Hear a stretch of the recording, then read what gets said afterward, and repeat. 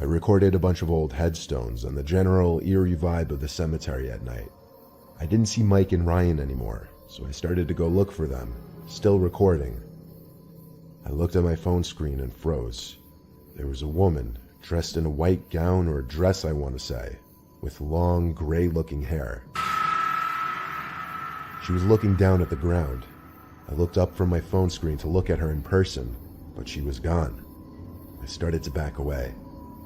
I looked back at my phone screen, and there she was again. Only now she was looking into the camera, or rather looking at me.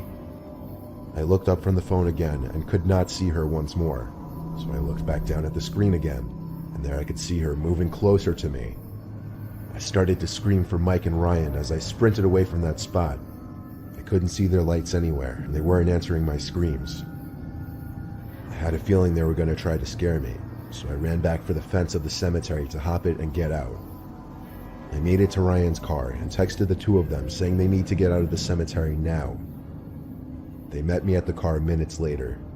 We all sat in the car and I showed them the video I took. They had the same horrified looks on their faces I did.